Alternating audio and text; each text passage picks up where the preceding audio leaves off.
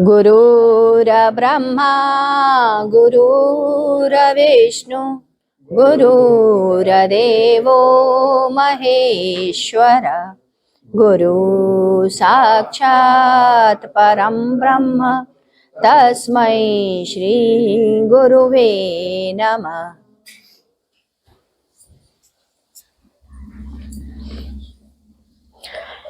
गुरुदेव ने कहा, एक बार लोगों ने भगवान सहाय से पूछा, यह कैसे साबित होगा कि स्वयं अन्य लोकों में जाया जा सकता है? तो भगवान सहाय ने कहा, जो जहाज पर बैठा है वही बताएगा। दूसरे को कैसे पता चलेगा? जब तुम इसके पात्र हो जाओगे तो स्वतः ही तुम्हें मालूम हो जाएगा। गुरुदेव ने पुनः पूछा, अनादि क्या है? चेतन तत्व कौन कौन से हैं? पुनः प्रश्न का उत्तर देते हुए उन्होंने कहा, अनादि 5 है, परब्रह्म, ब्रह्म, काल, माया और प्रकृति। कुछ शास्त्रों में तथा कुछ संतों ने नित्य अनादि गुरु को अनादि कहा है, जैसे सूर्य। परब्रह्म, ब्रह्म, आत्मा और परमात्मा चेतन तत्व, ये 4 हैं। ज्ञान का प्रस्फुटन कैसे होता है? कैसे ज्ञान का बोध होता है? यह ज्ञान स्वयं अक्षर के द्वारा प्राप्त होता है, जैसे निहक्षर से क्षर प्राप्त होता है। माया से जो ज्ञान प्राप्त होता है वह भ्रम है, तथा अक्षर तत्व से जो ज्ञान प्राप्त होता है वह सत्य है। गुरुदेव ने एक प्रसंग के मध्य कहा कि भगवान ने पुरुष और स्त्री का भेद किया है। इसका मूल कारण सृष्टि है। प्रजनन कार्य के कारण मात्र सृष्टि को बढ़ाने के लिए यह भेद किया गया है। यह सिर्फ भोग और आनंद का विषय नहीं है। स्त्री सत्ता है, निष्क्रिय सत्ता है, अविवेकी हो सकती है, जिद्दी हो सकती है, विवेक का बहाना बना करके जिद कर सकती है, बल से कमजोर होती है, बुद्धि विकसित देर में होता है, और पुरुष में आक्रामकता होती है, बल होता है। गुरुदेव ने कहा, साकार का दर्शन भगवान में आता है। अतः भगवान, फिर ईश्वर, फिर ब्रह्म, फिर अक्षर, फिर नियक्षर, फिर अनाम। श्री विष्णवे नमः जब कह दिया तो सारे देवताओं की पूजा हो जाती है। इसलिए पूजन के पश्चात श्री विष्णवे नमः, श्री विष्णवे नमः, श्री विष्णवे नमः कहते हैं।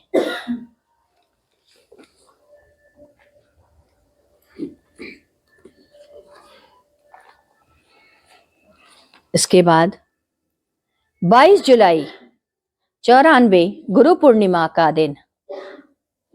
आज गुरु पूर्णिमा की तिथि है। हम लोग 2:30 बजे तक पहुंच गए। धीरे धीरे सभी लोग एकत्रित हुए। गुरुदेव अंदर चले गए थे। 3:45 पर गुरुदेव पुनः आए। गुरु पूजन का कार्य प्रारंभ हुआ। अद्भुत समा बंधी थी। एक तरफ माल्यार्पण हो रहा था, दूसरी तरफ भजन चल रहा था। गुरुदेव के चरणों पर दूध डाला जा रहा था। सभी बारी बारी अपना गिलास से उनके चरणों पे दूध डाल रहे थे। उसके बाद आरती हुई।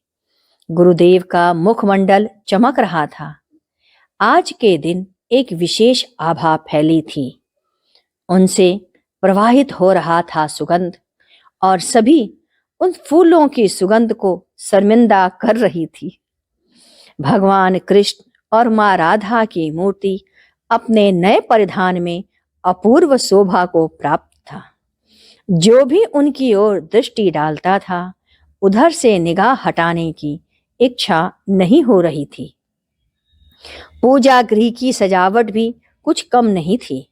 पूजा कक्ष के सामने का मैदान और नीचे का मैदान बहुत ही सुंदर कनात से सजा था।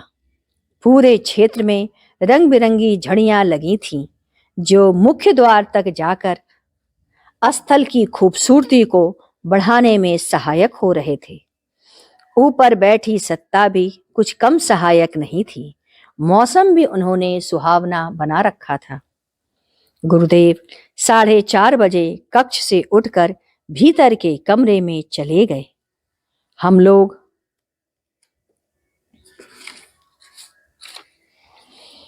लोग प्रसाद बनाने की तैयारी में लग गए। बाहर से आने वालों में दिल्ली का निशा का परिवार रहा। ममता एवं उसके पति तथा उसके निशा और प्रमोद इत्यादि आए। आज के कार्यक्रम का समय निर्धारित था। 10 बजे से 2 बजे तक ही प्रसाद का वितरण होना था और ऐसे ही हुआ। उसके बाद 27 जुलाई बुधवार, व्यास दास की कथा। गुरुदेव ने आज भक्त व्यास दास की कथा बताई। एक राजा थे, उनका नाम मधुकर शाह था। बुंदेलखंड के पास ओरछा स्थान पर उसी स्थान के राजा थे, अतः उन्हें ओरछा नरेश भी कहा जाता था। इन्हीं के राज परिवार में एक मंदिर था जो आज भी स्थित है। उसी मंदिर में भगवान राम का दर्शन हुआ था। आज भी एक निश्चित समय पर दर्शन हेतु मंदिर का द्वार खुलता है। राजपुरोहित का नाम सुमोखन शर्मा था। इन्हीं के यहाँ एक पुत्र का जन्म हुआ। उनका नाम हरिराम शर्मा रखा गया। सन 1567 की घटना है।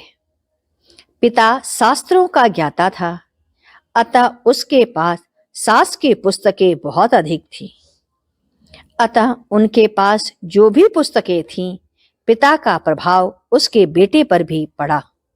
वह ज्ञान और विज्ञान दोनों में प्रकांड विद्वान होता चला गया। वह किसी से भी शास्त्रार्थ करने को तैयार हो जाता।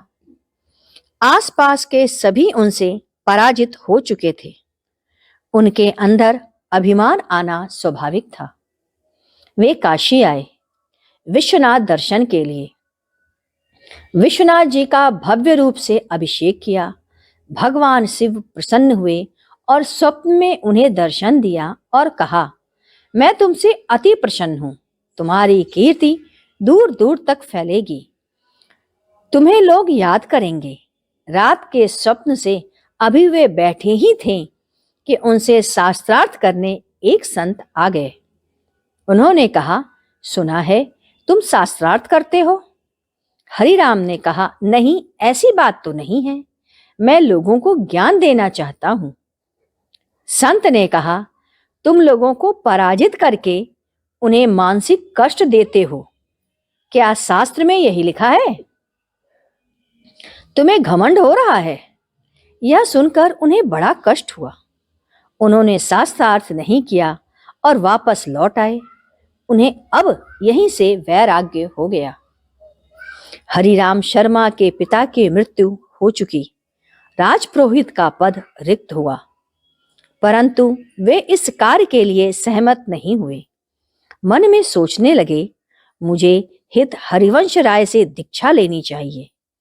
ऐसा विचार करके वे उनके पास पहुंच गए। उस समय वे श्यामा के लिए भोजन पका रहे थे।